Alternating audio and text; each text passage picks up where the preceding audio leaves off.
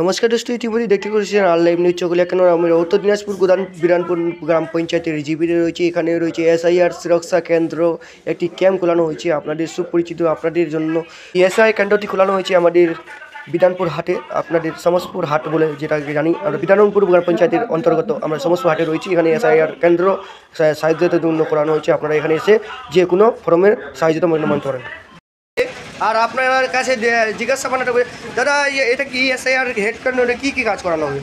এখানে যত যা আছে মানুষের সুবিধা অসুবিধা এখানে দেখা হবে, ফর্ম ভরা, কার ডকুমেন্টস কি আছে ওটা। আচ্ছা, বিওলডির কয়টা করে ফর্ম দেওয়া হচ্ছে এখানে আপনাদের? দুটা করে।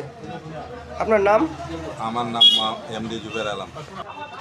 আচ্ছা, বলছিলাম এসআইআর আপনারা যে বিধানন্দপুর জিপিতে সুরক্ষা কেন্দ্র খুলেছেন, এই এসআইআর বারে এখানে কী কী করানো হবে? এখানে লোকের হেল্প করা হবে। আচ্ছা, বিওলডিকে কয়টা করে ফর্ম দেওয়া হচ্ছে? দুটা করে। আপনার নাম কি? মুজফ্ফর। আচ্ছা, বিধানন্দপুর জিপিতে এসআইআর সুরক্ষা কেন্দ্র যে ক্যাম্পটি ঘটানো হয়েছে, এখানে কি কি মানে সুবিধা হতে পারে লোকের? লোকজনকে কাগজপত্র দেখানো যাবে, কারো যদি ভুল ধারণা থাকে ওটাকে দূর করানো যাবে।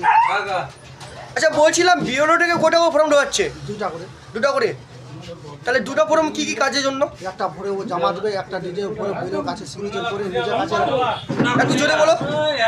বেলোর কাছে দুটা ফর্ম, একটা ফর্ম ভরে দিয়ে বেলোকে জমা দিতে লাগবে, আর একটা ফর্ম ভরে বেলোর কাছ থেকে ডিসির কাছে সিগনেচার করে নিয়ে রাখতে হবে।